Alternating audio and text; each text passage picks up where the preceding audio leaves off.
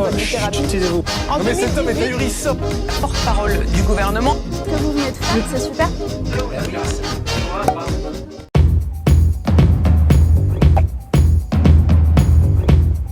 Et bonjour, bienvenue à tous pour ce nouveau débat du jour sur Juste Milieu. Et aujourd'hui, j'ai la chance et l'honneur de recevoir Monsieur François Asselineau. Alors, avant toute forme de débat, Monsieur Asselineau, comment allez-vous ? Je vais bien, merci. Et j'espère que vous allez bien aussi et que vos auditeurs vont bien également. Parfaitement, tout va très bien. C'est vraiment une chance de vous recevoir aujourd'hui, Monsieur Asselineau, sur Juste Milieu. Vous avez été nombreux, très nombreux, chers spectateurs, à me demander ce débat et Monsieur Asselineau a accepté. Alors on est parti pour un échange de plus d'une heure avec trois grandes thématiques. Vous connaissez la maison, vous savez comment ça va se passer. Mais avant toute chose, et pour faire connaissance, pour vous présenter peut-être aux quelques rares spectateurs de Juste Milieu que vous ne connaîtrez pas encore, Monsieur Asselineau, pouvez-vous nous parler de votre parcours qui vous a mené jusqu'à aujourd'hui à fonder l'Union populaire républicaine en 2007 et à vous présenter aux élections présidentielles de 2022. Voilà, est-ce que vous pouvez nous parler des grandes lignes de votre parcours et des différentes aventures qui auront constitué votre personnage politique ? Eh bien, écoutez, merci de me donner la parole et je suis ravi de m'exprimer devant vous et je vous félicite pour le succès d'ailleurs de la chaîne que vous avez créée. Ce n'est pas facile de faire ça tout seul. Vous avez déjà un beau succès. Je ne vais pas m'étaler trop longtemps sur mon parcours, mais il y a quand même 2-3 choses qui sont à signaler, me semble-t-il. La première, c'est que je suis né dans un milieu mon père était cadre supérieur, ma mère ne travaillait pas, donc dans un milieu plutôt favorisé, mais pas très favorisé. Je n'étais pas dans des milieux, dans des cercles dirigeants. Je ne connaissais mes parents non plus rien du tout, ni à la haute fonction publique, ni au monde politique. Ça, c'est la première chose. La deuxième, c'est que j'étais un très bon élève depuis que je suis petit. J'ai toujours été un très bon élève et j'ai été élevé dans une famille qui m'a beaucoup poussé pour être bon élève, parce que dans ma famille, on croyait beaucoup à l'ascenseur républicain. Mes arrière-grands-parents étaient des pauvres gens qui étaient des paysans sans terre. Mon grand-père paternel est monté à Paris au début du XXe siècle parce qu'il n'y avait plus assez de travail, assez à manger dans les campagnes. Il a eu un emploi d'employé dans ce qui était à l'époque Gaz de Paris, qui a été ensuite nationalisé avec Gaz de France.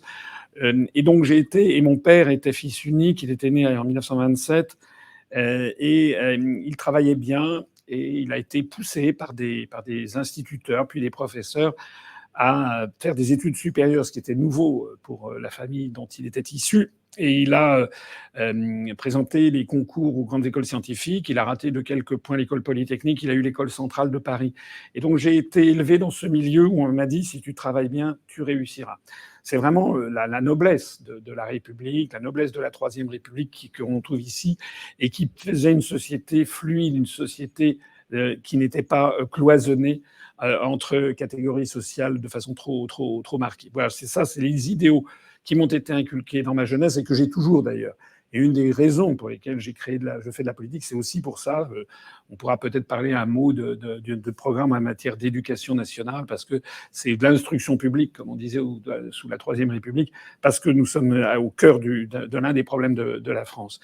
Voilà, donc moi j'ai toujours bien travaillé, j'ai eu mon bac mention très bien, ensuite j'ai préparé HEC, je suis entré à HEC, puis ensuite j'ai présenté le concours de l'ENA et j'en suis sorti de la promotion Léonard de Vinci, vice-major en 1985, et donc j'ai choisi un des grands corps de l'État qui est l'inspection générale des finances. Voilà. Et j'ai donc, jusqu'à ce moment-là, ce que m'avaient dit mes parents, c'était vérifié en fait. Je travaillais bien, j'étais récompensé.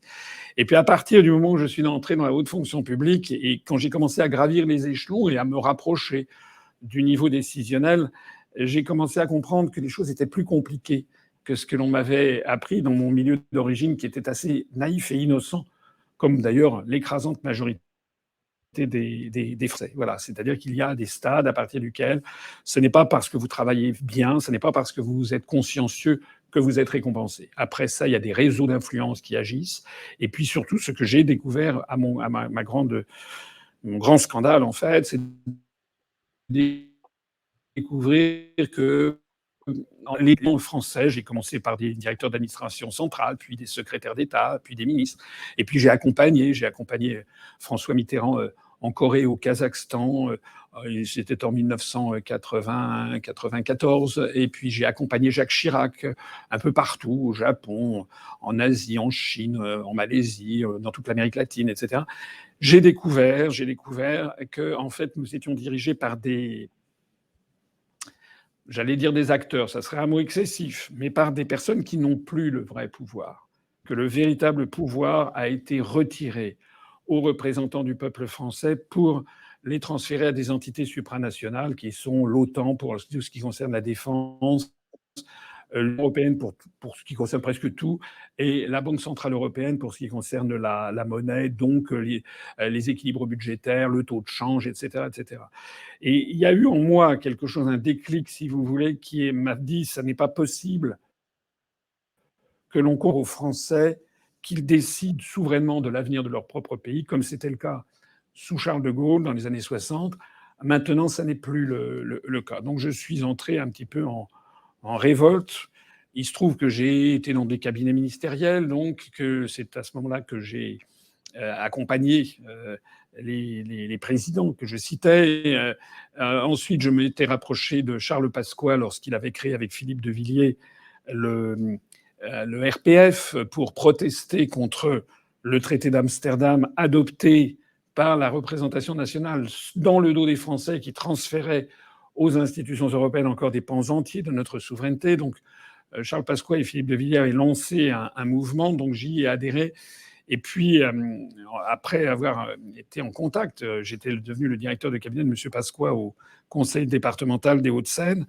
J'ai été obligé de me rendre compte que, quels que soient les propos qu'il pouvait tenir, lui comme beaucoup d'autres, en fait, il refusait de regarder la réalité en face. La réalité en face, eh bien, c'est celle que j'ai dite. Nous sommes liés par des traités à toute une série d'institutions, l'Union européenne, la Cour de justice de l'Union européenne, la Banque centrale européenne, la Cour européenne des droits de l'homme, l'Organisation du traité de l'Atlantique Nord, l'Organisation mondiale de la santé, etc. Et tout à un certain niveau, eh bien, ont complètement vidé de substance la liberté de choix des Français. Et à un point tel que ça vide de sens la démocratie elle-même. Et ce que j'ai découvert, c'est que tout le monde critique. C'est encore le cas, d'ailleurs, vous l'avez sous les yeux avec cette campagne qui démarre. Tout le monde critique, mais personne ne veut aller jusqu'au bout.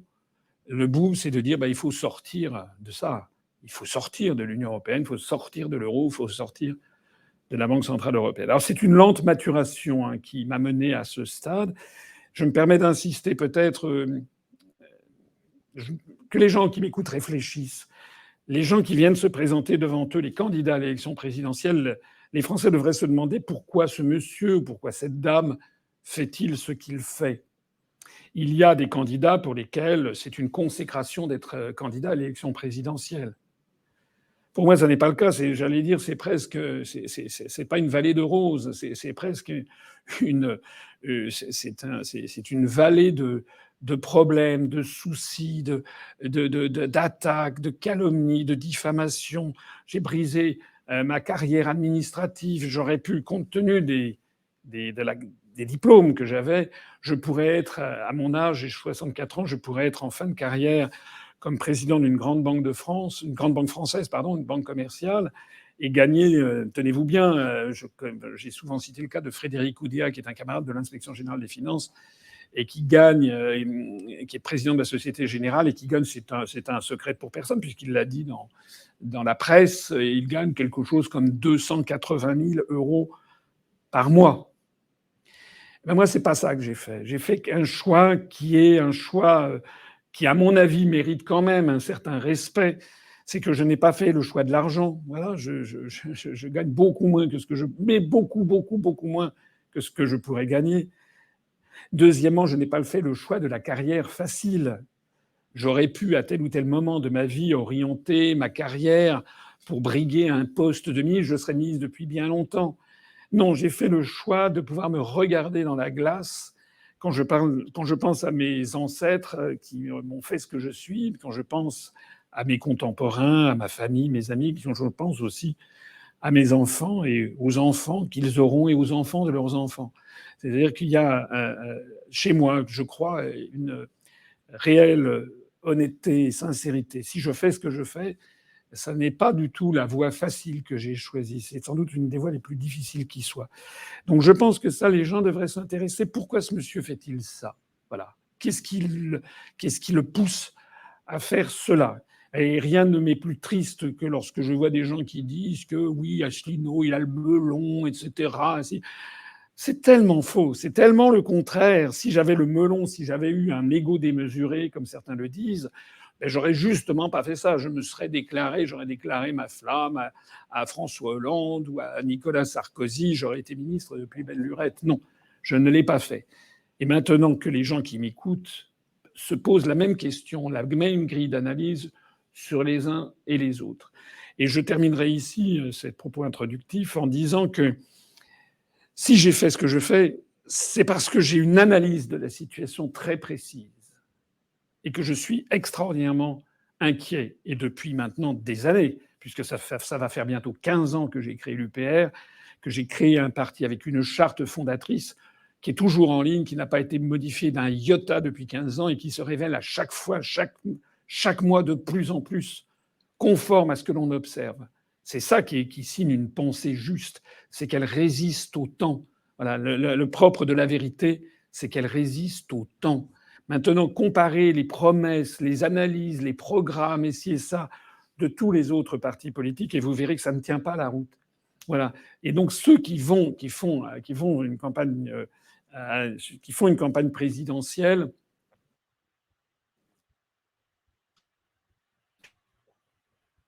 par exemple, quelqu'un comme Madame Hidalgo, elle est candidate, et après ça, elle dit bon, maintenant, quel est mon programme? C'est incroyable. Ça me fait penser à une scène dans un film de Woody Allen, je crois, où il y avait Woody Allen qui disait, quelqu'un l'interrogeait, et avant qu'il l'interroge, Woody Allen disait la réponse est oui, mais quelle est la question? Voilà, bah c'est ça. On a l'impression qu'un certain nombre de candidats, la réponse est que je suis candidat, mais quel est mon programme? Attendez, alors là, je vais réfléchir. Quelle est ma vision de la France? Mon analyse de la situation, c'est zéro. Et c'est ça qui, me semble-t-il, devrait être la pierre angulaire de la réflexion de mes compatriotes au moment de l'élection présidentielle. François Asselineau, déjà, on comprend beaucoup mieux vos engagements et les piliers du projet politique que vous portez et qu'on va sonder ensemble dans la suite de ce débat. Et pour commencer tout de suite dans le cœur, dans le vif du sujet, avec cette question du Frexit, on sait que vous êtes aujourd'hui dans le paysage politique français l'un des rares à défendre la sortie de l'Union européenne pour la France, à défendre ce futur d'une France souveraine, une France autonome, indépendante de l'Union européenne et de tout ce qui peut en découler de manière extranationale, supranationale. Et justement, si on fait d'abord un petit saut dans le passé, quel bilan peut-on tirer du Brexit? Alors on se rappelle, avant même que les Britanniques votent, c'était dans les médias en France et à l'étranger, c'était bien sûr les plaies d'Égypte qui étaient promises aux Anglais. Ça devait être une catastrophe absolue, ça devait être le chaos qui attendait la Grande-Bretagne. Et finalement, quelques années plus tard, la situation est loin d'être aussi noire que prévu. Et il apparaîtrait que ce Brexit ne se soit en tout cas éloigné du chaos qui était promis. Alors vous, François Asselineau, quel bilan tirez-vous de ce Brexit? Et en second volet de cette question, peut-on s'en inspirer pour le Frexit ou est-ce qu'une autre voie est possible, celle que vous proposez peut-être? Alors, je vous permettrai en préambule un point qui est très, très, très important.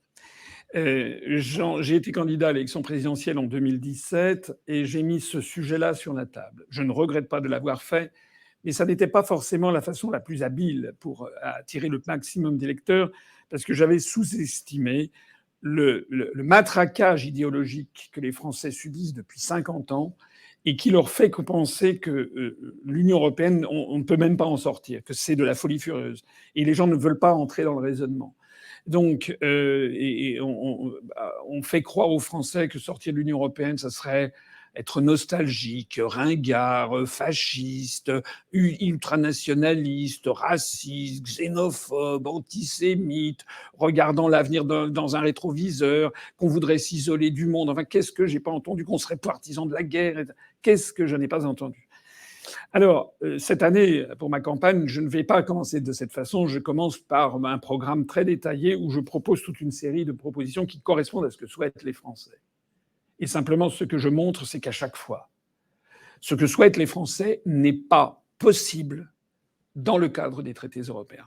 Voilà. C'est-à-dire que la sortie de l'Union européenne, ça n'est pas un commencement, c'est la conséquence logique de ce que souhaitent les Français. C'est ça le fond du problème. Alors maintenant, vous m'interrogez sur le Brexit.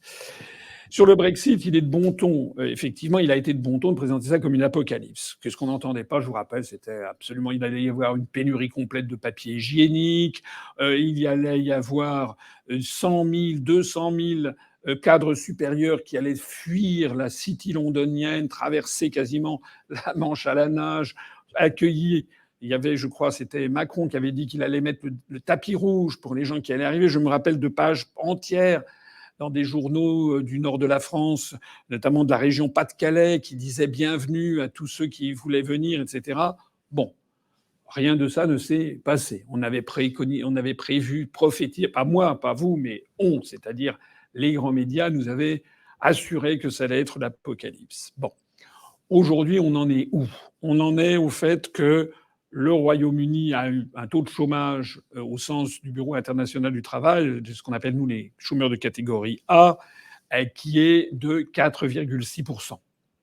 En France, on est entre 7,6 et 8%, mais avec énormément de chômage camouflé, avec des petits boulots, des trucs comme ça. Donc le taux de chômage, si on voulait le considérer de façon plus globale, frappe peut-être 15-20% de la population, notamment chez les jeunes. En matière de taux de croissance, le Royaume-Uni a un taux de croissance nettement supérieur à celui de la France. En matière de relations internationales, le Royaume-Uni a récupéré sa marge de manœuvre complète. On l'a vu avec ce triomphe britannique qui a été l'alliance avec les États-Unis et l'Australie dans ce truc qui s'appelle AUKUS, vous avez vu, qui a défrayé la France, a donc perdu le contrat des sous-marins australiens. C'est un triomphe de la diplomatie britannique, c'est un désastre pour à la fois la diplomatie et l'industrie française. On pourrait également citer bien des choses. Par exemple, la City londonienne, qui devait, paraît-il, perdre son statut de première place financière d'Europe. On nous avait déjà dit la même chose d'ailleurs en 1999 et en 2001, au moment de l'adoption de l'euro. On nous avait expliqué que le Royaume-Uni restant avec la livre sterling, c'était terminé. En fait, la City londonienne était restée la première place financière européenne. Après le Brexit, pendant quelques mois, il y a eu des incertitudes, des doutes, et la première place en termes d'échange en Europe a été de façon fugitive pendant quelques mois la place financière, la bourse d'Amsterdam, et puis c'est redevenu maintenant, depuis maintenant plusieurs mois, la City londonienne qui se porte comme un charme. Si vous regardez Boeing, qui a créé son nouveau siège social en Europe, il a décidé de l'installer à Londres. Si vous regardez Google, qui a son nouveau siège social, il a décidé de l'installer à Londres. Si vous regardez en matière, par exemple, de coopération militaire, on veut créer un avion de combat, le SCAF, l'avion de combat du futur. Les négociations entre la France et l'Allemagne et l'Espagne patinent depuis des mois, pour ne pas dire des années, tellement il y a d'arrière-pensée chez les différents partenaires. Au même moment, on apprend qu'il y a un projet concurrent qui va lier l'Italie, le Royaume-Uni et le Japon. L'Italie, membre de l'Union européenne, le Royaume-Uni qui ne l'est plus, le Japon qui ne l'a jamais été. Donc, on voit qu'en matière internationale, comme en matière de coopération internationale, eh bien, tout se passe finalement très bien pour le Royaume-Uni. Alors, il y a depuis quelques mois, depuis quelques semaines, une petite musique nouvelle où on voit revenir à la charge une propagande qui consiste à expliquer que le Brexit serait une catastrophe because il y aurait des pénuries. Pénurie de chauffeurs routiers, pénurie d'essence, pénurie de ci et de ça. Et j'ai même vu comme ça des éditoriaux extraordinaires de gens qui, par ailleurs, sont je ne crois pas qu'ils soient d'une très grande compétence en matière économique et financière. Je pense ainsi à tel ou tel éditorialiste dans tel ou tel news magazine français qui nous explique que finalement, voilà, les Britanniques, ça y est, le Brexit, c'est la catastrophe, c'est bien fait pour eux, ici et ça. Je pense, madame, Caroline Fourest, par exemple, qui a dit ça, ou alors je crois également Nicolas Baverès. Alors moi, je dirais à ceci plusieurs choses. La première, c'est que je ne dis pas qu'il n'y a pas des pénuries ou des problèmes ici ou là au Royaume-Uni. La première réponse que je fais, c'est qu'en France, il en est de même. En fait, le problème, c'est pas le problème du Brexit, c'est un problème de la mondialisation. La planète s'est mise à l'arrêt, ou pas tout à fait, mais en tout cas, les pays très développés se sont mis au ralenti, voire à l'arrêt, pendant une partie de l'année 2020. Et puis maintenant que la pandémie de Covid-19, en gros, disparaît, il y a d'un seul coup un afflux de commandes vers ce qui est devenu l'usine du monde, c'est-à-dire l'Asie orientale et l'Asie du Sud au sens large, et plus précisément la Chine. Or, la Chine, qui fabrique notamment des puces électroniques, des micro-composants, n'arrive pas à faire face à l'afflux de demandes. Et en plus de ça, mais ça c'est une autre histoire, est en train de se refermer sur elle-même, ne souhaitant pas trop dépendre d'un Occident qu'elle considère à la fois comme décadent et adversaire, de plus en plus résolu contre elle. Je rappelle que la Chine, maintenant qu'elle a commencé son développement, il y a environ 450 millions de personnes en Chine populaire qui appartiennent à la classe moyenne, c'est-à-dire un marché qui, déjà, à l'intérieur de la Chine, est à peu près de la taille du marché de l'Union européenne. Il faut comprendre un peu les grands événements en cours. Donc, ces pénuries que l'on monte en épingle côté britannique en disant c'est de la faute du Brexit, du côté français, comme on voit les mêmes pénuries qui sont là, qui arrivent et qui se développent, on ne sait même pas si on aura des jouets à Noël. On voit qu'il y a 6 mois pour avoir des nouvelles voitures parce qu'il n'y a pas les composants nécessaires. J'ai vu je ne sais plus quel modèle de voiture française. Ils ont décidé, à défaut d'avoir des puces, de retirer le système de contrôle intérieur dans un véhicule pour les rétroviseurs de part et d'autre pour les orienter. Donc ça, c'était normalement c'est avec un petit moteur, ça n'aura pas lieu dans certains modèles, parce qu'ils n'arrivent pas à avoir les pièces. Bon, bref, tout ça pour dire que le cas arrive aussi dans l'Union européenne et en France. Ça, c'est le premier point. Le deuxième point que je voudrais dire, c'est que on nous a expliqué que la construction européenne, c'était tout sauf un marché commun. Que la construction européenne, c'était bien d'autres choses, des valeurs, une politique étrangère commune, une politique commune, que c'était, on mettait une politique agricole commune. Maintenant, on parle d'une politique de santé commune, etc. Et je note que cette propagande qui a lieu en ce moment contre le Brexit et qui voudrait faire croire aux Français qu'un Frexit, ce serait la catastrophe parce que le Brexit serait une catastrophe, se focalise uniquement sur ces points-là et ne parle pas du tableau d'ensemble. Il se trouve par exemple que sur un sujet qui est explosif en France, tout le monde le sait bien, c'est celui de l'immigration, eh bien il se trouve que les Britanniques ont repris la totale maîtrise de leurs frontières et donc maintenant ont quasiment bloqué les problèmes, les flux migratoires. Je note d'ailleurs au passage que les migrants qui sont en France essayent de passer au Royaume-Uni avec un rythme tout à fait considérable. Et la France joue d'ailleurs un jeu qui n'est pas très clair en la matière, en les laissant plutôt partir. Je note qu'on n'a pas le flux inverse. Ce ne sont pas des migrants au Royaume-Uni qui essayent de venir en France. Ce qui prouve d'ailleurs au passage donc, que le Royaume-Uni n'a pas perdu de son attractivité. Mais ce que je veux dire par là, c'est qu'il ne faut pas juger du Brexit sur les seules pénuries de quelques produits ou de conducteurs de camions. D'une part parce qu'on trouve les mêmes pénuries en France, mais d'autre part parce que l'Europe, c'est beaucoup plus que ça.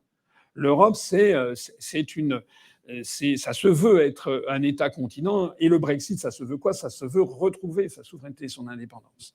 Permettez-moi cette comparaison qui est un peu grinçante, mais quand même, personne ne va dire que c'est pas bien que la France ait gagné en 1945 contre l'Allemagne nazie. La France, bien aidée d'ailleurs, par les autres Nations unies, c'est-à-dire les États-Unis, l'Union soviétique et l'Angleterre. Tout le monde est d'accord que c'est bien que la France ait triomphé de l'Allemagne hitlérienne. Mais est-ce que les Français se rendent compte qu'en 1946, au début 1946, il y avait des pénuries alimentaires qui frisaient la famine en France?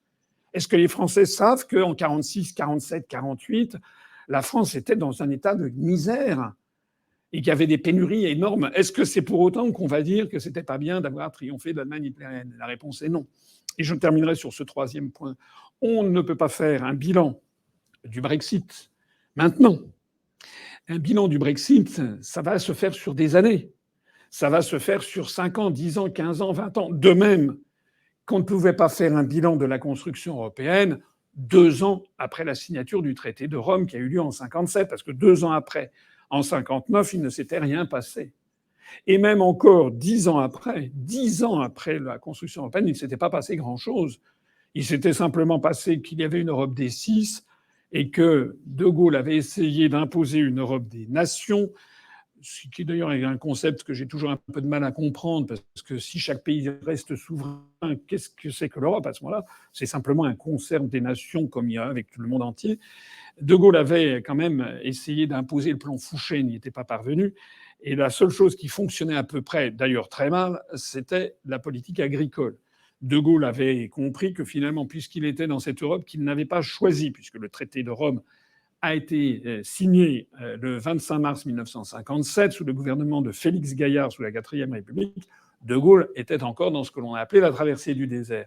Donc De Gaulle n'a jamais donné son accord au lancement de la construction européenne. Mais De Gaulle, trouvant le sujet sur la table, et comme il ne s'était rien passé, et comme il était plutôt d'avis qu'il fallait respecter la signature de la France, et que par ailleurs il n'avait pas de majorité pour le soutenir à l'Assemblée nationale pour éventuellement sortir de ce marché commun, avait essayé de faire contre mauvaise fortune bon cœur, et donc avait imposé la politique agricole. Et donc ça, c'était, et ça fonctionnait, il y avait des montagnes de beurre, des montagnes de lait. Enfin, les gens qui ont mon âge se rappellent qu'à la télévision, à la radio française, dans les années, à la fin des années 60, au début des années 70, on ne parlait que des problèmes de la politique agricole commune qui ne marchait pas entre les 6 pays. Mais c'était pas suffisant pour juger de la construction européenne. La construction européenne, maintenant, ça fait 64 ans après le traité de Rome. Là, on commence vraiment à avoir une bonne vision de ce que c'est. C'est comme la construction du socialisme. La prise du pouvoir par les bolcheviks en 1917, dans un État qui était en guerre, en pénurie, c'était difficile de juger du bien fondé de la révolution bolchevique 2 ans après ou 3 ans après. Non, c'est simplement avec le recul du temps qu'on a vu ce dont il s'agissait.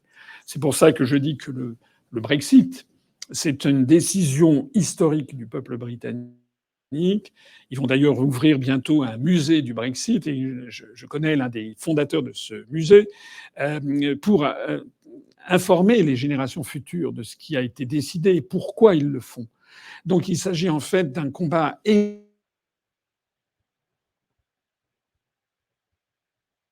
chez lui, qui veut rester souverain et indépendant.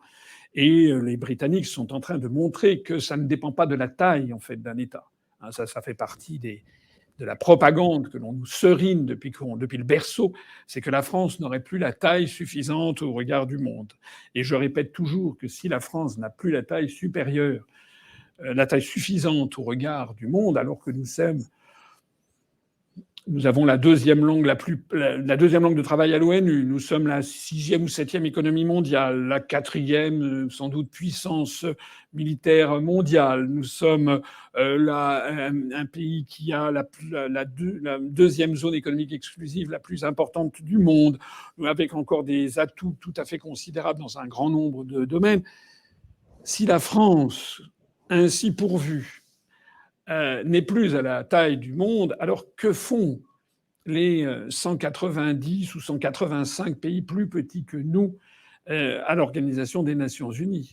Ça, je l'ai toujours souligné. Qu'attendent donc les Singapouriens, qui sont un pays qui a un taux de croissance supérieur à celui de la France, dont le niveau de vie est supérieur à celui des Français, qui compte à peu près 6 millions d'habitants, et qui fait la taille à peu près de la moitié de la région Île-de-France. Bon, Singapour n'envisage à aucun moment de fusionner avec les 26 pays alentours. Ça n'existe pas. De même que, passez-moi cette comparaison qui fera réfléchir, on n'imagine pas vraiment le petit État d'Israël avec 8 millions d'habitants et qui est tout petit fusionner avec les 26 pays alentours, si vous voyez ce que je veux dire. Bon. Donc, pareil pour le Paraguay, l'Uruguay, ou la Corée, ou je sais pas, ou le Maroc. J'étais interviewé là, il y a quelques jours par Berbère TV, avec donc de la communauté berbérophone à l'intérieur de l'Algérie. Et donc j'avais un interlocuteur qui me disait, mais enfin comment, la France est trop petite, il faut qu'elle fusionne, et ci et ça. Et donc, je me suis adressé à lui et au travers lui d'un certain nombre de personnes originaires d'Afrique, d'Afrique du Nord, et il y en a beaucoup en France d'ailleurs, et qu'il faut qu'ils réfléchissent. Est-ce qu'ils imaginent un instant que ça puisse marcher chez eux, et qu'il y ait une communauté de 27 États où il y aurait le Maroc, l'Algérie, la Tunisie, le Sénégal, le Burkina Faso, la Gambie, le Gabon, le Cameroun, la Côte d'Ivoire, le Togo, etc., etc. J'en passe, et avec des pays, le Ghana, des pays francophones et anglophones, et qu'il y ait donc 27 États, et qu'on explique aux Algériens que toutes les décisions sont prises à Bangui, à la commission de Bangui en Centrafrique, avec des commissaires africains qui n'auraient été choisis par personne. Allez parler de ça au peuple d'Afrique ou d'Afrique du Nord et vous verrez comment ils vont rigoler tout de suite. Ça n'existe. En fait, ce processus de construction européenne n'existe nulle part ailleurs au monde. Voilà. C'est ça que je voulais dire, et je dirais en conclusion. C'est-à-dire que le Frexit ne doit pas être jugé sur les 2 ans après le Brexit. Même si c'est 2 ans après le Brexit, quand je dis 2 ans, c'est même pas, puisqu'il a eu lieu formellement en janvier 2020. Donc ça fait jamais qu'1 an et demi.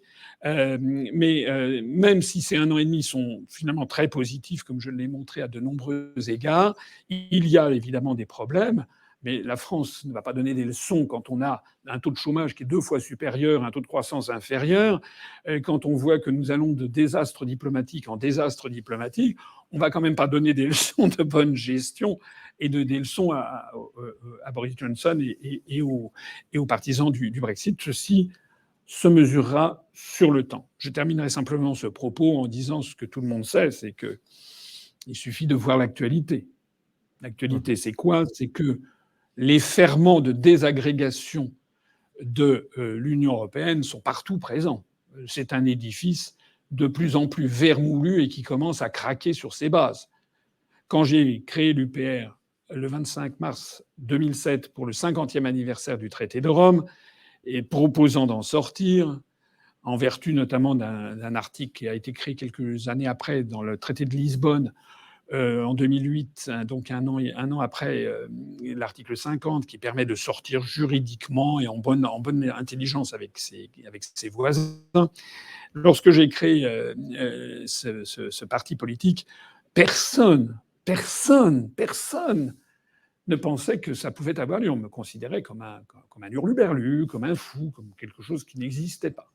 Je vois maintenant, 14 ans et demi après, que la sortie de l'Union européenne est dans toutes les têtes. Voilà, ce qui n'est pas dans toutes les bouches, parce que tout le monde, énormément de responsables politiques très critiques contre l'Union européenne, mais personne n'ose prononcer ce mot tabou de Frexit, à part moi qui l'ai créé, qui ai proposé la sortie de l'Union européenne. J'ai été le premier. Il y en a d'autres, quelques autres qui sont arrivés après moi, mais très peu. Qui ai proposé ça il y a 14 ans et demi. Donc aujourd'hui, on constate quoi? Que cette idée fait son chemin, même dans l'opinion publique, et que cette idée, elle est même sur la bouche des dirigeants en Pologne, en Hongrie, en République tchèque, en Allemagne, aux Pays-Bas, etc. Alors toujours mezza voce, même M. Orban en Hongrie, où les autorités, le PIS, le parti au pouvoir en Pologne, récusent l'idée qu'ils veulent sortir de l'Union européenne. Ils récusent le Polexit, ils récusent le Magyarexit ou le Hongrexit pour la Hongrie. Mais en pratique, ils ont des politiques qui sont de plus en plus divergentes et qui montrent que l'ensemble de l'édifice, très probablement, s'effondrera. C'est justement l'une des raisons capitales pour lesquelles j'ai proposé depuis 15 ans aux Français d'en sortir. C'est parce que je fais mienne cette prophétie terrible de Joseph Stiglitz, prix Nobel d'économie américain en 2002 ou 2003, je crois, qui avait dit, il parlait de l'euro, mais ça s'applique en fait à l'Union européenne tout entière, il avait dit, ce sont les États qui en sortiront les premiers, qui s'en sortiront le mieux. Voilà ce que je voudrais, c'est éviter à mes compatriotes d'être ensevelis sous l'effondrement de l'Union européenne, comme certains États ont été ensevelis sous l'effondrement de l'URSS en 1990-91. Et justement, sur ce point, vous nous avez avancé dans votre réponse beaucoup d'arguments sur le pourquoi du Frexit, mais j'aimerais creuser un petit peu sur le comment, sur l'aspect peut-être un petit peu plus technique, parce que vous parlez l'exemple de la Pologne qui est effectivement très éclairant, qui amène le premier niveau de la question que j'aimerais vous poser. Est-ce qu'il n'est pas trop tard pour sortir de l'Union européenne? Parce qu'on voit à travers l'exemple de la Pologne qui, elle, s'oppose sur un domaine peut-être un petit peu plus juridique. Donc le tribunal constitutionnel de Pologne qui a reconnu que les lois polonaises étaient je schématise, était supérieur aux lois de l'Union européenne, ce qui est un véritable tremblement de terre. Ça a toujours été imaginé dans le sens inverse. Et là, pour l'une des premières fois, un tribunal allemand avait également fait ça récemment, mais pour, je crois, la première fois, vraiment, un tribunal constitutionnel prend cette décision-là. Et la Pologne, de fait, réfléchit déjà à chercher un petit peu l'issue de ce cours. Et là, on a l'Union européenne qui agite quelque part la laisse avec notamment ce plan Next Generation, ce plan de relance de l'Union européenne à 750 milliards d'euros qui vont être déversés à peu près à tous les États, sous réserve de mettre en place quelques règles assez importantes, notamment la réforme des retraites, par exemple. Ça n'est pas un hasard si on a ce débat-là en France, comme on l'a en Espagne ou dans d'autres pays. Et on voit que l'Union européenne, en dernier ressort, n'hésite plus à agiter la cloche de la planche à billets. N'hésite plus à dire, quelque part, on vous tient par l'argent. C'est-à-dire que si vous ne vous pliez pas à ce qui est exigé au sein de l'Union européenne, faites ce que vous voulez, on respecte votre souhait d'indépendance, mais vous n'aurez pas accès à ces avantages-là qui sont plus que nécessaires en sortie de crise sanitaire comme nous le connaissons. Donc voilà pour le premier niveau de la question que j'aimerais vous poser. Est-ce qu'il n'est pas trop tard? Est-ce que l'Union européenne ne tient pas déjà trop fermement les rênes? Et ensuite, deuxième niveau, j'imagine que vous allez, comme en Grande-Bretagne, mettre en place un référendum pour demander aux Français s'ils veulent oui ou non la sortie de la France, la sortie de l'Union européenne. Avez-vous la certitude, finalement, que les Français le veuillent dans leur majorité à l'issue de ce référendum? Alors, pour répondre à votre première question, je dirais que en Pologne, comme dans tous les pays de l'Union européenne, les populations ont fait l'objet d'un matraquage publicitaire et promotionnel pour la construction européenne qui fait qu'il y a, semble-t-il, une large majorité de Polonais qui veulent rester dans l'Union européenne. Bon, en France, c'est pas si évident que ça. On nous assure qu'en France, il y aurait une majorité, sauf que lorsqu'il y a eu le référendum de 2005 sur la Constitution européenne, il y a quand même eu 55% de Français qui ont voté non. Et sauf que je vous rappelle qu'en 2008, M. Macron, jeune président de la République, se rend au Royaume-Uni pour négocier un accord au sujet de l'affaire des migrants de Calais, de l'affaire de Sangatte. Il rencontre Madame Theresa May, Premier ministre à l'époque britannique, et puis ensuite il est interviewé par la BBC, et le journaliste de la BBC demande à Monsieur Macron, donc on est en janvier 2018, mais s'il y avait un référendum sur le Frexit en France, quel en serait le résultat? Et Monsieur Macron a dit, je pense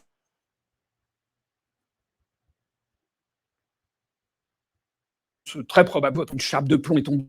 C'est difficile de le retrouver sur Internet. Il y a eu du nettoyage, mais nous, on a gardé l'enregistrement.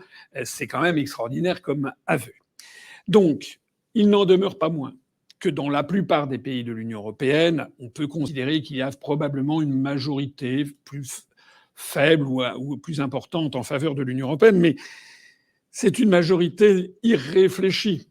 Ce sont des gens qui veulent rester dans l'Union européenne parce qu'on leur décrit que si on veut en sortir, ça sera les 7 plaies d'Égypte. Ça sera, on l'a dit, l'apocalypse économique, l'apocalypse financière, l'apocalypse industrielle, l'apocalypse militaire, l'apocalypse diplomatique. Les gens s'enfuiront en courant. Enfin, tout s'effondrera. Bon. Donc les gens se disent, on va rester là-dedans. Pour une raison également très importante, c'est celle contre laquelle je me bats d'ailleurs depuis 15 ans, c'est que les peuples ne voient pas les relations de cause à effet qu'il y a entre notre appartenance à l'Union européenne et les problèmes quotidiens qu'ils vivent. C'est pour ça que mon programme partira de ces problèmes quotidiens. Ils veulent lutter contre les délocalisations. Donc nous, mon programme, c'est d'y mettre un terme. Mais vraiment. Et pour mettre un terme aux délocalisations, eh bien, il faut interdire la libre circulation sans contrôle des mouvements de capitaux. Mais ça se heurte à l'article 63 du traité sur le fonctionnement de l'Union européenne. C'est impossible avec les traités européens. Voilà un exemple parmi des dizaines d'autres où je montre que tout ce que veulent les Français en matière migratoire, en matière de délocalisation, en matière de sécurité, en matière de linguistique, en matière de relations internationales, que tout est ligoté sans qu'il n'en ait conscience. Et la grande difficulté à laquelle je me heurte, c'est justement de faire comprendre aux Français cette relation de cause à effet, parce qu'on leur présente aux Français, comme aux Polonais, comme à tous les peuples, l'Europe comme quelque chose d'extraordinaire, une espèce de divinité un petit peu évanescente, dispensant une espèce de source de bonheur, dispensant des bienfaits, et que les problèmes que nous aurions dans chaque État découleraient simplement de la mauvaise gestion de nos dirigeants. Notez bien que c'est d'ailleurs tout le discours des autres candidats à l'élection présidentielle pour le moment. Je vois que Mme Le Pen, Mme Hidalgo, M. Zemmour qui s'est dit prononcé contre le Frexit, que Mme Pécresse, M. Xavier Bertrand, M. Jadot, tout ce petit monde fait comme si notre appartenance à l'Union européenne, à l'euro, n'avait aucun rapport avec la situation. Il n'y en a qu'un seul, et ça a été ma grande surprise, il n'y en a qu'un seul qui a osé dire le contraire, c'était au mois de septembre, début septembre, c'est Michel Barnier, qui, à la surprise générale, parlant de l'immigration, a dit qu'il fallait un moratoire de 5 ans et que pour que ce moratoire soit efficace, il n'y avait pas 50 000, il n'y avait pas à tortiller. Il fallait absolument que la France se soustrait à certains articles des traités européens, notamment articles 67, 78 et 79 du traité sur le fonctionnement de l'Union européenne, qu'il se soustrait à la jurisprudence de la Cour de justice de l'Union européenne et qu'il se soustrait à certains articles de la Cour européenne des droits de l'homme, notamment l'article 8. Voilà ce qu'a dit M. Barnier, qui depuis 17 ans travaille sur le sujet. Et donc ça, pour nous, c'est un atout formidable, cette déclaration de M. Barnier, qui a dit qu'il allait falloir mettre ça de côté. Notez bien d'ailleurs que si je suis bien la presse, M. Barnier a proposé un référendum sur le sujet, qui aurait lieu à l'automne s'il est élu président de la République, qu'il a dit ça entre le 7 et la septembre et la fin septembre, et que je note que depuis quelques semaines, il n'en parle plus du tout. Comme si peut-être des bonnes fées médiatiques lui avaient fait comprendre qu'il fallait arrêter de dire ça parce que sinon il ne serait pas médiatisé. C'est très grave hein, ce que je dis. Ce que je dis, c'est que nous avons des dirigeants qui soit ne connaissent pas les problèmes dont ils parlent, ni leurs tenants et aboutissants, soit quand ils les connaissent, on leur met un pistolet sur la tempe, interdit d'en parler et de le proposer aux Français, sinon vous aurez le sort de François Asselineau, c'est-à-dire vous ne passerez dans aucun média. Alors maintenant, pour les gens de la Pologne plus particulièrement, elle n'est quand même pas dans la même situation que la France. Je rappelle que la Pologne est la première bénéficiaire des fonds dits européens. Et je rappelle aussi à ceux d'entre vous qui ne le sauraient pas, il faudrait à ce moment-là que vous alliez sur notre site upr.fr et que vous voyez les très nombreuses vidéos que j'ai faites, notamment une que je recommande qui s'appelle « Qui gouverne la France ?». Il faut bien que les Français comprennent que l'Union européenne ne produit rien du tout, sauf que des normes, de la paperasse. C'était Charles de Gaulle qui avait dit, et à l'époque, c'était pas l'Union européenne, puisque l'Union européenne a été créée par le traité de Maastricht de 92. À l'époque, c'était ce que l'on appelait les communautés économiques européennes, ou plus simplement le marché commun. Charles de Gaulle avait dit que le marché commun, ça n'était jamais en fait que l'argent et les fonctionnaires que chaque État avait mis à Bruxelles. Et c'est toujours vrai. Donc l'Union européenne, c'est une structure administrative qui est située à Bruxelles pour la Commission, à Luxembourg pour la Cour de justice, à Bruxelles et à Strasbourg pour les parlements européens, parce qu'il y a deux parlements en fait, il y a deux salles différentes. Et ce que fait l'Union européenne, c'est qu'elle a donc des fonctionnaires venant des 27 pays et elle reçoit de l'argent des 27 pays, donc des contribuables des 27 pays. Et c'est un peu comme un cœur qui pompe du sang et qui le refoule dans le corps. Donc la Commission européenne pompe de l'argent dans les 27 pays et le redistribue. Sauf que si elle redistribue à chaque État ce que chaque État lui a versé, elle ne servirait à rien. Donc la Commission européenne, l'Union européenne a un rôle de péréquation. Certains États donnent plus qu'ils ne reçoivent, d'autres reçoivent plus qu'ils ne donnent. C'est le cas de la Pologne, qui est la première bénéficiaire nette. Ce qu'on appelle bénéfice net, c'est lorsque un pays donne moins que ce qu'il reçoit. Et ça n'est pas rien, puisque la Pologne, bon an, mal an, est entre 12 et 15 milliards d'euros, ce qui est quand même tout à fait important, de bénéfices nets. Donc il est évident qu'avec cet argent, et je ne parle même pas de ce dont vous avez parlé sur le plan de relance aux 750 milliards d'euros, mais ça, on peut dire que ça va dans le même sens que mon raisonnement, eh bien, c'est évidemment pour un État renoncer à 15 milliards d'euros par an qui vous permettent de rénover vos infrastructures dans tous les domaines, ça ne se fait pas, c'est quand même pas si facile que ça. Donc c'est une des raisons pour lesquelles la Pologne, certainement, aura beaucoup de mal à sortir si elle le voulait, parce qu'elle se dirait on est en train de perdre une manne financière considérable. S'agissant de la France, nous sommes dans le schéma inverse. Sous De Gaulle, ça n'était pas le cas. Sous De Gaulle, la France était bénéficiaire nette, mais nous n'étions que 6 pays. En gros, c'est l'Allemagne qui permettait de financer la modernisation de l'agriculture française. C'est d'ailleurs une des raisons pour lesquelles, dans le monde agricole, on a gardé un petit peu l'image que l'Europe était une bonne chose. Mais ça, c'était sous De Gaulle. Ça, c'était dans les années 60, il y a 60 ans. Bon. Depuis les années 90, c'est-à-dire depuis 30 ans maintenant, la France est devenue un contributeur net. Et de plus en plus important, d'ailleurs, au fur et à mesure que des États nouveaux sont entrés dans le marché commun, puis dans l'Union européenne, des États plus pauvres, et que l'Union européenne a financé avec ce système de péréquation. De telle sorte qu'aujourd'hui, eh bien, la France, les Français, donnent en gros 12 milliards d'euros de plus à l'Union européenne qu'ils n'en reçoivent. Et d'ailleurs, ces 12 milliards d'euros servent d'une part à financer la structure bruxelloise, mais d'autre part servent justement à contribuer aux bénéfices nets que reçoivent les pays de l'Est. Par exemple, sur la Pologne, sans que les Français ne le sachent, sans que les Polonais ne le sachent, eh bien, en termes macroéconomiques, les Français donnent chaque année 2 à 2,5 milliards d'euros aux Polonais. C'est une espèce d'aide qui est transite, et tout ça pour le plus grand profit de la construction européenne, mais en fait, c'est bien de ça qu'il s'agit. C'est une somme tout à fait considérable si on la compare aux besoins de la France. Je rappelle par exemple qu'en matière de routes, d'ouvrages d'art, de tunnels, ponts, etc., il y a eu un rapport récent du Sénat qui a montré que notre système routier est en pleine dégringolade. Il faudrait au minimum 350 millions d'euros par an pour rénover les routes, et certainement autant pour empêcher que des tunnels ou des ponts ne s'effondrent dans les années qui viennent. Il y a 7% des ouvrages d'art qui menacent ruine directement.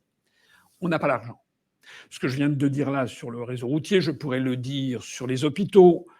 En pleine pandémie, M. Macron a poursuivi les fermetures de lits. 5700 lits ont été fermés. Je pourrais le dire sur l'outre-mer. Je rappelle par exemple qu'il y a eu des émeutes en Guyane, il y a une situation explosive à Mayotte parce qu'il manque des infrastructures énormes. Ceux qui connaissent la Guyane savent que la plus grande commune de France, qui s'appelle Maripasoula, c'est un petit village qui est au bord du Maroni, qui fait face au Suriname, tout à fait au sud du département. Il n'y a pas de route pour y accéder. Il faut prendre l'avion. Je rappelle qu'il manque des dizaines et des dizaines d'écoles en Guyane. Mayotte, c'est à peu près pareil. Et il y a des besoins criants également aux Antilles, Nouvelle-Calédonie. Je rappelle que sur encore un autre domaine, c'est le problème de la culture et du patrimoine. Nous ne sauvons pas le patrimoine français. Il faut que celui qui fait les concours, là, le loto. Stéphane Bern. Rappelez-moi. Stéphane Bern. Stéphane Bern. Oui, Stéphane Bern. Non, mais je cherchais Stéphane. Il faut que Stéphane Bern fasse la mendicité en lançant un loto pour qu'on essaye de récupérer quelque argent pour sauver quelques monuments historiques. C'est absolument incroyable. C'est absolument incroyable. D'ailleurs, dans mon programme présidentiel, je veux qu'on mette le paquet en multipliant par 10 les financements qui manquent pour sauver le patrimoine français, qui d'abord c'est notre patrimoine. Ce sont des œuvres d'art qui n'existent certaines qui n'existent qu'en France. C'est notre histoire. Et en plus de ça, c'est un atout extraordinaire pour attirer en France, et pas seulement à Paris, mais dans toute la France, des touristes. Puis c'est quand même une des grandes industries du futur. Voilà, on met minablement 130 millions d'euros, je crois, pour sauver les monuments français de la destruction partout, ça la ruine menace. Enfin, voilà. Donc c'est ça que je voulais dire, c'est que nous n'avons pas du tout les mêmes intérêts en la matière que la Pologne. C'est-à-dire que la Pologne, elle reçoit de l'argent et nous, ça nous en coûte beaucoup. Alors, excusez-moi, je suis toujours très long dans mes explications, mais je crois que vous m'offrez, et je vous en remercie, la possibilité que des gens voulant vraiment comprendre ce qui se passe en France aillent jusqu'au fond des choses, comme le conseiller de Gaulle. À la télévision française, vous avez, dans le meilleur des cas, quand je suis invité, j'ai 3 minutes par-ci, 3 minutes par-là, il faut que je me défende de l'accusation de complotiste ou je ne sais pas quoi, et je ne peux jamais aller au fond des choses. Si l'on va au fond des choses, on s'aperçoit qu'en fait, la construction européenne nous ponctionne nos forces vives et sert des intérêts qui ne sont pas les nôtres. Alors, cette affaire de droit, le droit que la Pologne voudrait imposer. Alors, je voudrais ici être très clair, c'est une fausse solution. Et c'est une fausse solution parce que le gouvernement polonais se trouve dans la même situation que les dirigeants français. Ils savent qu'une majorité de la population est très réticente à sortir de l'Union européenne, même ne veut pas. Mais ils savent également que la population n'entend pas que la Pologne soit dirigée par quelqu'un d'autre que par les Polonais. C'est une histoire de fou. C'est complètement contradictoire. Hein. C'est pareil pour les Français. Beaucoup de Français ne veulent pas sortir de l'Union européenne. Non, non, c'est ringard, etc. Mais quand on leur dit, bah alors dans ces cas-là, on ne peut pas régler les questions migratoires, on ne peut pas régler les délocalisations, on ne peut pas sauver l'agriculture française, on ne peut pas sauver les PME, on ne peut pas sauver notre patrimoine routier, notre patrimoine historique. Alors là, les Français disent mais pas du tout, c'est un scandale, le gouvernement ne fait rien. Moi, je dis donc que si on ne sort pas de l'Union européenne, il faut faire quoi? Il faut respecter les règles. Ceux qui disent qu'il faudrait faire prévaloir le droit national sur le droit européen mentent ouvertement, se payent la tête de leurs compatriotes. Pourquoi? Parce que, permettez-moi de comparer l'Union européenne à une partie de cartes entre amis, une belote, par exemple. Les gens jouent à la belote, ou bien au Monopoly. Bon. Donc, les gens s'installent autour de la table, et en général, il y a 4, 5 personnes, voilà, des amis, et puis qui jouent. Et puis, si d'un seul coup, vous découvrez que il y a des choses qui ne vous plaisent pas, ou que vous avez malencontreusement, vous avez été pénalisé par tel tour à un moment ou à un autre, et que d'un seul coup vous disiez à vos partenaires de jeu, non, mais moi, ces règles ne me conviennent pas à moi, donc moi je vais imposer mes propres règles. Ben, ça ne marche pas. Tout le monde comprend que si vous êtes dans un jeu, une partie de belote, un Monopoly ou un bridge ou que sais-je, ben, soit vous respectez les règles, soit vous ne les respectez pas. Mais vous ne pouvez pas être dans ce jeu et imposer vos propres règles, sinon ça va se terminer en pugilat général. C'est une évidence. Ben, c'est pareil pour les traités européens. Il y a des traités qui ligotent 27 pays entre eux, et si on permet à la Pologne de faire prévaloir son droit national, sa constitution, si la France, j'ai vu aussitôt des gens tout à fait irréfléchis, c'est incroyable. J'ai vu que M. Bertrand, Mme Pécresse, Mme Le Pen, M. Montebourg, M. Zemmour, ils ont tous cru trouver la pierre philosophale.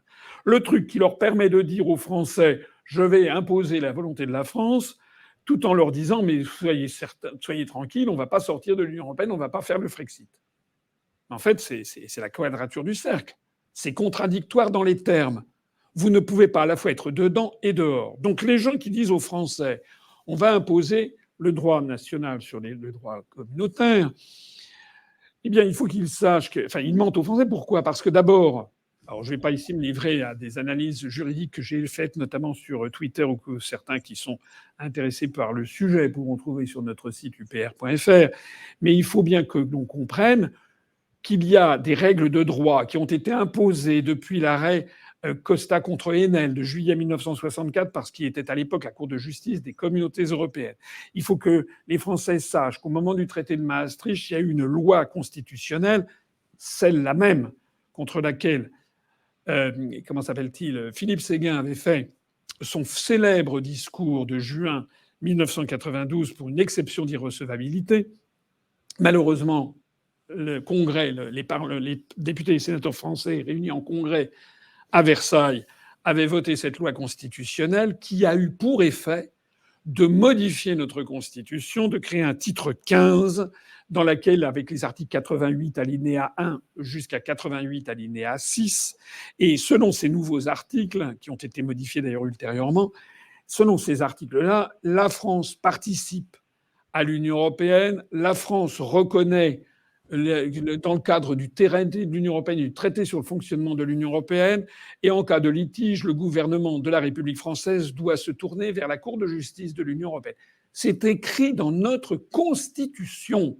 Alors qu'on ne vienne pas m'expliquer, comme Mme Pécresse, etc., M. Zemmour ou M. Montebourg, que c'est scandaleux, que c'est tout à fait contraire aux principes de la République. Ils parlent de sujets qu'ils ne maîtrisent pas, qu'ils n'ont pas travaillé, c'est grave.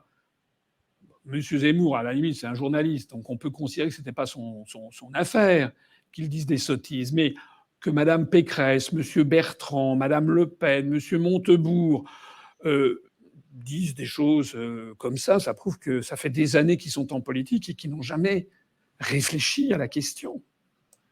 En attendant, ça ne peut mener qu'au désastre. Parce que si la Pologne fait ça et que la France le fait aussi, vous imaginez la suite. La Hongrie va dire moi, je veux faire prévaloir le droit hongrois. La République tchèque voudra faire prévaloir le droit tchèque. L'Espagne, le droit espagnol. L'Italie, le droit italien. Les Pays-Bas, le droit néerlandais. Le Danemark, le droit danois, etc., jusqu'à la petite île de Malte qui voudra faire prévaloir le droit maltais. Et le résultat des courses, c'est quoi ? C'est que c'est la fin. C'est la fin. C'est la fin. C'est comme une partie de cartes où chacun joue avec ses propres règles. Le blocage est immédiat, ça n'existe plus, tout s'effondre. Mais tout s'effondre. Certains me disent, oui, mais justement, ça sera très bien. Non, non. Parce que moi, je suis quelqu'un de responsable. Je ne cours pas après les suffrages des électeurs à tout prix, en leur disant des sottises, en leur disant des promesses dont je sais qu'on ne pourra pas les tenir. Je ne vais pas, par poujadisme ou démagogie, leur proposer des choses qui flattent comme ça des irritations quotidiennes. Je vois M. Zemmour là, qui maintenant veut se passer du permis à points, supprimer les limitations de vitesse, pendant qu'il y a aussi qu'à dire qu'on supprime, l'interdiction de l'alcool au volant ou bien l'obligation de porter des ceintures. Donc ça fera à chaque fois, il y aura des gens qui seront contents, mais c'est totalement irresponsable pour quelqu'un qui prétend accéder aux plus hautes fonctions. Et là, c'est pareil. C'est totalement irresponsable que des candidats aux plus hautes fonctions de l'État se prévalent de ce qui, en fait, n'est pas une solution et qui mènerait au désastre. Parce que si tout l'édifice européen s'effondre d'un seul coup, eh bien ça n'est pas ce que je souhaite. Parce que ça créerait certainement une misère, une récession économique, alors là, pour le coup, très importante, et puis ça créerait des véritables conflits entre les parties prenantes. Moi, je n'ai pas envie d'entrer en conflit avec l'Allemagne. C'est peut-être le dernier point sur lequel j'insisterai sur cet aspect de vos questions, c'est que je termine. Le Royaume-Uni est sorti en appliquant l'article 50 du traité. Ça n'a pas été facile. Il y a eu des négociations ardues. M. Barnier, d'ailleurs, le premier à le connaître. Il y a eu des négociations qui ont duré 2 ans. Ça a été compliqué, même un peu plus de 2 ans. Bien. Mais ça a eu lieu. Ça a eu lieu. Et maintenant, il y a des frictions avec le Royaume-Uni, comme il y en a d'ailleurs avec la Pologne ou avec l'Allemagne. Il y a des frictions, mais nous sommes restés en bons termes, globalement. Nous avons tous maintenu nos relations diplomatiques. Il y a des sommets, les dirigeants se rencontrent, etc. Et le Royaume-Uni peut se targuer d'être sorti de l'Union européenne sans s'isoler du reste du monde. C'est ce que nous voulons faire, en sortant de l'Union européenne de façon sereine, concertée, posée, réfléchie avec l'article 50. Nous resterons en bons termes avec nos voisins allemands, nos voisins italiens, espagnols, parce que nous les aurons, ne serait-ce que parce que nous les aurons respectés. Nous aurons respecté leurs engagements et le nôtre dans ce qui sont les traités européens, et notamment cet article 50. Tout le reste, ça reviendrait à ne piétiner nos engagements et à ne pas respecter nos partenaires. Pour conclure ce premier volet sur le Frexit et pour conclure sur une question un petit peu terre à terre, mais que je pense beaucoup de citoyens se posent, parce que c'est vrai que la question de la sortie de la France de l'Union européenne, on en parle beaucoup. Vous venez déjà de donner quelques éléments, mais comment cela se passe-t-il techniquement, presque sur une feuille de route? Comment la France peut sortir de l'Union européenne en bonne et due forme, comme vous l'avez dit? Et aussi, comment la France peut-elle éviter ce que vous évoquiez, ce jeu de domino qui pourrait entraîner la sortie de tous les autres pays? Parce que c'est vrai que j'ai un peu du mal à voir comment, après tout, si la Pologne décide que son droit soit supérieur à celui de l'Union européenne, elle peut déclencher un jeu de domino terrible pour l'Union européenne, et comment la France, avec le Frexit, pourrait ne pas déclencher ce même jeu. Voilà. Alors, la réponse, c'est que, comme je viens de le dire, nous appliquerons ce qu'ont appliqué les Britanniques, c'est-à-dire l'article de droit, la règle de droit, sur laquelle tout le monde est tombé d'accord, qui est l'article 50 du traité de l'Union européenne. Cet article 50 prévoit qu'un État qui veut sortir de l'Union européenne en informe ses voisins lors d'un sommet. Et d'ailleurs, je me permets de répondre à une question que vous avez posée tout à l'heure à laquelle je n'ai pas répondu, c'est que si je suis élu président de la République, je l'aurais été sur la base justement du Frexit. Donc je ne vais pas faire un référendum pour savoir si les Français sont d'accord avec le projet pour lequel ils m'ont élu. Ça n'a pas de sens. En revanche, je serai quand même obligé de faire un référendum qui pourra être présenté comme une espèce de seconde chance pour ceux qui ne veulent pas sortir de l'Union européenne, parce qu'il y a un référendum obligatoire à faire, qui est de modifier la Constitution française pour retirer le titre 15 dont je parlais tout à l'heure, les articles 88 alinéa 1 à alinéa 7, qui justement verrouillent la France dans l'Union européenne. Or, l'article 50 des traités de l'Union européenne prévoit quoi? Il prévoit que un État peut sortir, il faut qu'il informe ses partenaires, premièrement. Deuxièmement, qu'il prenne cette décision conformément à ses règles constitutionnelles. Donc, à partir du moment où j'aurai été élu président de la République, ça sera conforme aux règles, à la Constitution. Mais, comme le président de la République, en vertu de l'article 5, est le garant du respect des traités, et que, comme je l'ai dit, le titre 15 de la Constitution prévoit notre appartenance, avant de lancer effectivement le Frexit, il faudra modifier la Constitution, donc j'aurai recours à un référendum. Suite à quoi on entre dans l'article 50, donc je pars du principe que j'ai été élu, et ensuite qu'un référendum confirme que les Français veulent chasser le mot de l'Union européenne de notre Constitution, de notre sujétion à l'Union européenne, c'est-à-dire la suppression de l'article 15, du titre 15 de notre Constitution. Si donc ces deux cas étaient réglés positivement, à ce moment-là, on entre dans l'article 50 qui ne prévoit qu'une seule chose, c'est 2 ans de négociation. 2 ans de négociation pour sortir de l'Union européenne. Soit dit en passant, si pour parvenir à un accord de négociation, une espèce de nouveau traité entre l'État sortant et les autres. Soit dit en passant, si les négociations vont plus vite et qu'au bout d'1 an et demi, tout est réglé, eh bien, on peut sortir avant. Si en revanche, au bout des 2 ans, ça n'est pas réglé, à ce moment-là, on peut négocier avec les autres partenaires une prolongation de ce délai, ou alors, on en sort de plein droit. C'est-à-dire qu'on ne peut pas maintenir un État contre sa volonté dans les traités européens si après 2 ans de négociation, ils ne sont pas parvenus à un accord. Rappelez-vous, au moment du Royaume-Uni, on a frisé ce que certains appelaient le hard Brexit, c'est-à-dire le Brexit dur, puisque au bout des 2 ans, les partenaires n'étaient pas parvenus à un accord, et donc certains Britanniques agitaient la possibilité du hard Brexit, une sortie sans accord, tandis que du côté des européistes et du côté de l'Union européenne, on laissait entendre qu'un hard Brexit serait une catastrophe absolue. En réalité, il a été négocié une prolongation des 2 ans, ça tout le monde est tombé d'accord, et au bout du compte, après de lourdes négociations, on est arrivé quand même à un accord.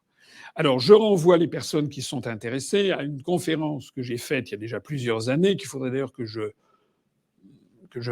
réactualise au vu de l'expérience du Brexit, parce qu'à l'époque, ça n'existait pas. Cette conférence s'appelle Le jour d'après. Elle est en ligne sur notre site upr.fr où j'explique pas à pas ce qu'il faudrait faire et comment ça se passera. Je précise aussi que le Royaume-Uni n'était pas dans la même situation que la France. S'agissant de la France, il y a quelque chose de plus difficile et quelque chose de beaucoup plus facile. Commençons par ce qui est le plus difficile, c'est qu'en France, nous faisons partie de l'euro alors que le Royaume-Uni n'en faisait pas partie. Donc nous, notre sortie de l'Union européenne et de l'euro imposera une sortie monétaire. Alors je sais que ça n'est pas facile, il faudra procéder très certainement à la suppression de la libre circulation des mouvements de capitaux prévus dans l'article 63 dont je parlais tout à l'heure. Mais je vous rappelle qu'au moment de la crise en Grèce ou à Chypre, sans que personne n'en parle beaucoup aux opinions publiques, cet article 63 a été suspendu, en toute illégalité d'ailleurs, a été suspendu par les autres pays de l'Union européenne pendant la durée de règlement de la crise, que ce soit avec la Grèce ou avec Chypre. Je rappelle également que beaucoup de voix, à commencer par l'Allemagne, demandaient que la Grèce sorte de l'euro, parce que ça n'était pas viable. Et qu'en réalité, il y a eu des pressions considérables qui ont été exercées sur Mme Merkel, à qui on a fait comprendre que si la Grèce sortait de l'euro, d'abord, elle le ferait en illégalité parce qu'il n'y a pas de clause de sortie de l'euro dans les traités européens. On ne peut sortir de l'euro qu'à la condition de sortir de l'Union européenne. Il n'y a pas de clause de sortie. Donc, c'eût été violer les traités européens, ce qui aurait fait des demandes reconventionnelles à la Cour de justice de l'Union européenne, voire à la Cour internationale de justice, qui eussent été certainement très embarrassants pour tout le monde. Et puis, surtout, ce que craignaient les gens, si la Grèce sortait de l'euro, c'est que ça crée un précédent. Voilà, on montre que c'est possible. De la même façon que tout a été fait pour empêcher les Britanniques de sortir de l'Union européenne, parce que jusqu'au Brexit, c'est un peu comme la construction du socialisme. Dès qu'un pays était entré dans le communisme, il n'en sortait jamais. À partir du moment où en Pologne, il y a eu les événements à Gdansk, où on a vu une opposition apparaître, et à partir de 91, lorsque la Lettonie a été le premier pays à demander son indépendance de l'Union soviétique, à partir de ce moment-là, tout a commencé à s'effondrer. Donc, il y avait des partisans, des gens qui étaient contre le Brexit, ne voulaient pas du Brexit par l'effet pédagogique que ça ferait à l'égard des autres pays. C'est pareil pour la Grèce. Il y avait des gens qui voulaient empêcher la Grèce de sortir de l'euro par l'effet pédagogique que ça pourrait avoir. Donc les partisans du maintien du Royaume-Uni dans l'Union européenne ont perdu, les partisans du maintien de la Grèce dans l'euro ont gagné pour le moment. Ce que je veux donc dire par là, c'est que si la France sort de l'euro, ce sera un épisode assez compliqué, mais qui n'est pas sans précédent historique. Je rappelle que lorsque l'Union soviétique s'est désintégrée, il y avait un rouble qui était dans les 15 républiques socialistes soviétiques, à commencer par celui de la Fédération de Russie, et que lorsque l'Union soviétique s'est désintégrée, le rouble s'est désintégré, et chaque pays a créé sa propre monnaie nationale, dans des conditions d'ailleurs de complexité très supérieures à ce que ce sera pour la France, puisque, alors je ne veux pas entrer dans trop de détails techniques, là je renvoie aux conférences que nous avons faites sur l'euro et qui sont sur UPR TV, et il ne faut pas oublier que chaque État de la zone euro a conservé sa propre banque nationale et qu'une monnaie, c'est une créance sur une banque nationale. Ça veut donc dire qu'en France, lorsque vous avez 1 000 € de compte sur un compte bancaire en France, en fait, c'est 1 000 € de créance sur la Banque de France. Il se trouve que c'est donc une monnaie française et qui a pris le nom de euro lorsque l'on est tous entrés dans la zone euro. Mais que le schéma allant dans l'autre sens est nettement facilité. C'est beaucoup plus facile puisqu'on a déjà toutes les banques nationales que si on ne les avait pas et que s'il fallait les créer de novo, comme on dit, c'est-à-dire à partir de rien. Alors, ça, c'est quand même le point, effectivement, certainement un petit peu compliqué, mais qui n'est pas du tout insurmontable. J'en profite pour dire 2 choses. La première, c'est que toutes les études montrent que si la France sort de l'euro, le franc nouveau que nous recréerons, et qui est symbole de souveraineté et d'indépendance, nous permettra très probablement sur les marchés, connaîtra une dépréciation par rapport au dollar, par rapport à son cours pivot. C'est-à-dire que nous perdrons l'euro, le franc nouveau perdra probablement quelque chose comme 15%, 10 à 15% sur les marchés internationaux. Et je le dis, c'est très clairement, et d'ailleurs je m'en félicite. Certes, des importations seront plus chères, notamment les hydrocarbures. Je note quand même qu'il s'agira d'une augmentation de 15%, alors que le jeu du marché mondial a fait des variations beaucoup plus importantes au cours des mois écoulés. Je rappelle aussi que dans le prix de l'essence à la pompe, il y a en gros 60% de taxes et que j'ai pris l'engagement que nous neutraliserons l'augmentation due à la perte dans le taux de change en baissant les taxes idoines. Mais si les importations seront plus chères, nos exportations seront bien meilleur marché. Et je rappelle cette étude faite par Jacques Sapir et Philippe Murer pour la fondation Res Publica, qui était déjà il y a quelques années, je crois que c'était en 2012 ou 2013, et qui avait fait des simulations macroéconomiques en faisant tourner des modèles macroéconomiques et qui avait montré qu'une dépréciation du franc par rapport au cours pivot actuel du dollar de l'ordre de 15% pourrait créer une formidable explosion de nos exportations, une diminution de nos importations. Or, quand on importe des produits faits à l'étranger, on importe du chômage en France. Les produits qu'on consomme, s'ils sont fabriqués à l'étranger, c'est autant de travail en moins en France. Et réciproquement, si on développe nos exportations, c'est du travail en France que l'on crée. Et donc, cette étude montrait qu'en l'espace de 18 mois, on créait minimum 1 million d'emplois en France. Créant 1 million d'emplois en France, ça fait diminuer le taux de chômage, ça fait diminuer les prestations de chômage, ça fait augmenter les cotisations employeurs et employés aux organismes sociaux. Ça rétablit donc en partie, en bonne partie, les équilibres comptables de nos comptes sociaux. L'économie, ce sont des choses qui ont toute une interaction les unes avec les autres. Voilà, s'agissant du côté le plus difficile, si je peux dire, qui est la sortie de l'euro. Deux autres précisions quand même encore. Les dettes et les crédits que les Français ont en euros seront transférés en francs à 1 pour 1, puisque nous prendrons le taux de change de 1 pour 1, et ils continueront ensuite à rembourser les crédits et les emprunts avec la nouvelle monnaie. Ça s'appelle la lex monetae. Les Français ne doivent pas en être surpris. C'est exactement ce qui s'est passé lorsqu'on est passé du franc à l'euro. Par exemple, je prends l'exemple d'une famille, d'un couple qui avait un emprunt immobilier pour acheter une maison individuelle pour, mettons, ils avaient peut-être fait un emprunt de, 200 000 euros, par exemple. 200 000 francs, pardon. Enfin, à l'époque, c'était 200 000 francs, ça faisait, mettons, 500 000 francs. 500 000 francs, à l'époque, lorsqu'on est passé du franc à l'euro, la dette de 500 000 francs qu'ils avaient à l'égard de la banque s'est transformée immédiatement en une dette de 500 000 divisé par 6,55, 957. C'est d'ailleurs quelque chose qui doit faire à peu près 40 000 euros. Voilà, 40 000 euros au lieu de 500 000 francs. Mais ils ont continué à avoir la même dette, on a simplement changé la monnaie. Les Français n'ont pas eu peur à l'époque. Pourquoi ? Parce que tous les médias leur disaient « vous en faites pas, ça va être formidable ». Donc de la même façon, si on passe du franc, de l'euro au franc, il y aura la traduction de leur créance ou de leur dette qui sera faite en francs, et donc il n'y aura pas de perte ni de gain à cette occasion.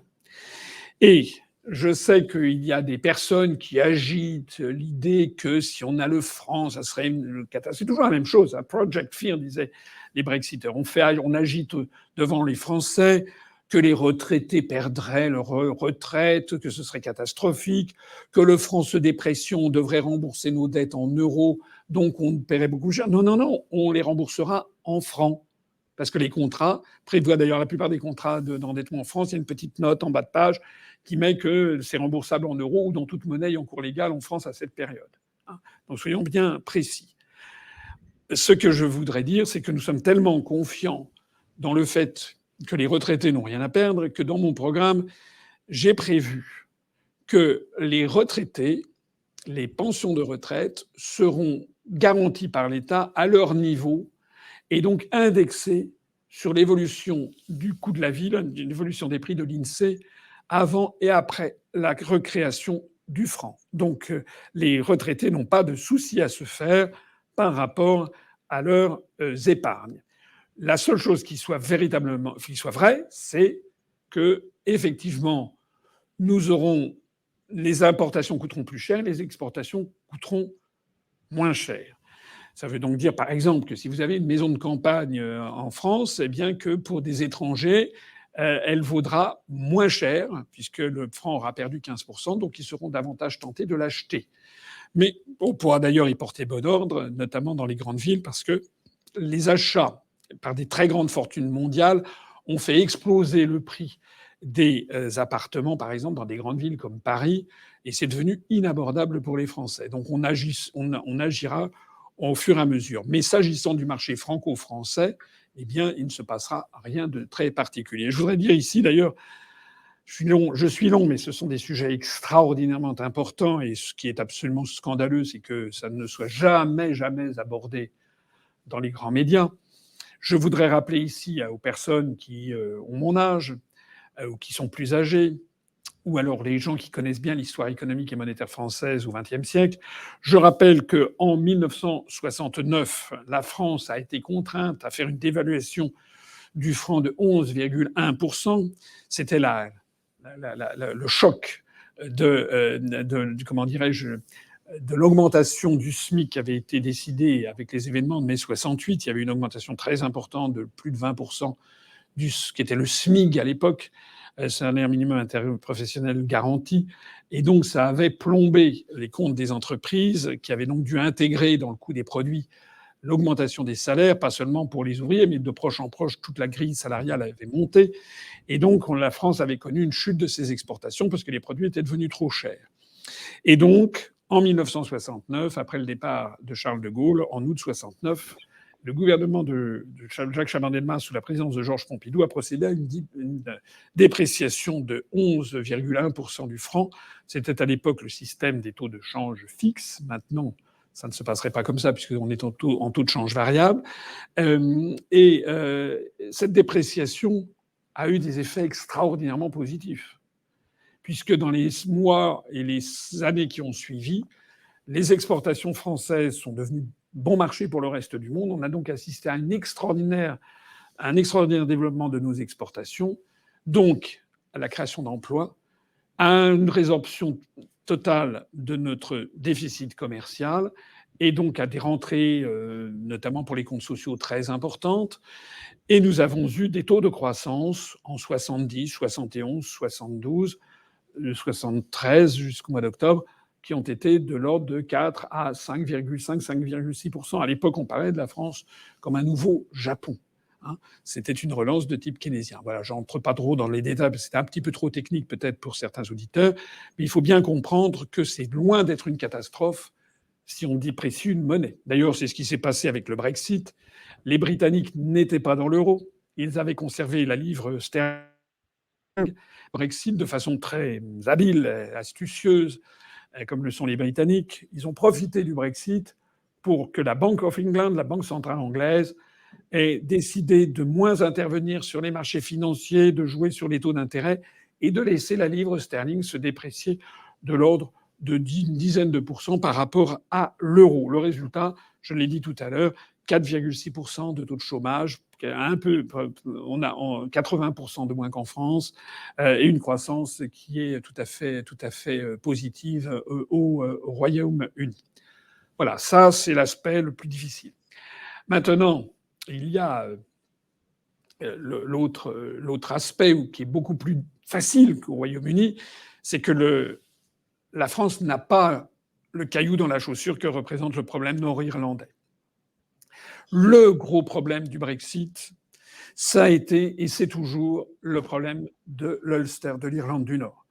Vous savez la situation, l'Irlande est indépendante, la partie sud de l'Irlande, ouest et sud de l'Irlande est indépendante depuis 1911, je crois, et la partie nord-est, l'Ulster, qui est majoritairement peuplée de protestants anglicans, est restée rattachée au Royaume-Uni, avec donc des habitants qui sont extrêmement attachés à la couronne britannique. D'où les problèmes qui ont eu lieu dans les années 70, 80 du XXe siècle, avec cette guerre civile avec l'IRA irlandaise, et qui a fait quand même un certain nombre de morts entre les deux Irlandes, et qui a été réglée avec les accords du Vendredi Saint par... il faut dire que les générations avaient changé, que On était arrivé à une impasse du côté de l'IRA. Et donc, il y a eu cet accord qui a fait baisser considérablement les tensions. Il n'y a plus de tensions. Mais parmi les points d'accord, il y avait la libre circulation des marchandises et des hommes entre les deux Irlandes. À partir du moment où le Royaume-Uni sortait de l'Union européenne, l'Ulster, l'Irlande du Nord-Est, sort de l'Union européenne, mais le reste de l'Irlande qui fait partie de l'Union européenne y reste. Et donc la question s'est posée et se pose toujours de savoir quel est le traitement qui est réservé à la frontière entre les deux Irlandes. Si l'on respecte les accords du Vendredi Saint, il ne doit pas y avoir de contrôle. Mais à ce moment-là, ça veut dire que comme il n'y a pas de contrôle non plus entre la Grande-Bretagne et l'Irlande du Nord, les marchandises anglaises pourraient aller en Irlande du Nord, puis entrer en Irlande du Sud, en Irlande, en République d'Irlande, sans contrôle, et de là entrer dans l'Union européenne, et réciproquement. Ce qui reviendrait à vider de substance la sortie de l'Union européenne du point de vue des marchandises et du point de vue douanier. Alors, c'est très difficile, parce que d'un côté, si on rétablit la frontière entre l'Irlande du Nord et l'Irlande, et la République d'Irlande, on risque d'avoir une remontée des tensions entre les deux Irlandes. Et si, en revanche, on établit une frontière entre la Grande-Bretagne et l'Irlande du Nord, on établit une frontière interne au Royaume-Uni et on introduit une espèce d'explosion politique en Irlande du Nord, des gens qui ne veulent pas être coupés de la mère patrie. Voilà. Alors ça a été, je n'entre pas dans tous les détails, c'est assez compliqué. D'ailleurs, moi-même, je n'y comprends plus grand-chose. Il y a des contrôles électroniques, des contrôles par comment dirais-je, aléatoires, etc. Mais enfin, tout ça, la situation n'est pas stabilisée. Elle est d'ailleurs utilisée du côté de Bruxelles comme une espèce de poêle à gratter systématique pour essayer d'embêter les Anglais. Donc, ce problème-là, nous ne l'aurons pas. Voilà. Or, c'est quand même le gros problème qui a eu lieu avec le Brexit, qui d'ailleurs n'a pas empêché le Brexit, mais qui continue d'avoir lieu. Voilà, je crois que j'ai été assez exhaustif. Je vous renvoie quand même à ma conférence le jour d'après pour ceux qui veulent en savoir davantage sur ce qui se produirait. Et puis, je terminerai quand même ce petit propos, long propos, en disant quelque chose aussi qui est important. Pourquoi sortir de l'Union européenne et de l'euro ? Ça n'est, encore une fois, je me répète, ça n'est pas par fantaisie, ça n'est pas par nostalgie, ça n'est pas par je ne sais quelle phobie, xénophobie, pas du tout. Nous sommes au contraire, vous voyez notre programme, on veut au contraire renouer avec le reste du monde et ne pas être enfermé dans le périmètre de l'Union européenne et de l'OTAN. Non, si on veut sortir, c'est parce que c'est la conséquence logique, obligatoire, de répondre aux demandes des Français. Je l'ai déjà dit plusieurs fois, je le redis. C'est ça mon programme, c'est répondre à ce que veulent les Français. Lutter contre l'immigration clandestine, lutter contre les délocalisations, maintenir en France le maximum d'industrie et d'agriculture, relocaliser les productions, augmenter le taux d'emploi des jeunes, ne pas être à la traîne des États-Unis d'Amérique dans tous les domaines, en particulier en matière militaire et diplomatique, maintenir notre niveau de vie, etc. Donc tout ça, c'est ce que veulent les Français. Et je montre pas à pas sur tous les domaines que dans tous les domaines, ça implique que nous sortions des contraintes des traités européens et de l'euro. Dans ces conditions, si vous voulez, on ne peut pas vouloir répondre à un problème structurel de long terme. On ne peut pas objecter à un problème structurel de long terme, plus exactement, des problèmes de court terme. Voilà. C'est comme si, je reprends mon exemple de 44-45, on avait dit, lorsque les troupes nazies ont été chassées de France, ah oui, mais ça va faire des destructions, c'est pas bon pour l'économie. Non. Et voilà, il y a forcément des avantages et des inconvénients. Ou c'est comme quelqu'un qui aurait une maladie très, très grave, je pense par exemple à un cancer. Il y a des progrès phénoménaux qui ont été faits en oncologie. Maintenant, il y a beaucoup de cancers dont on guérit.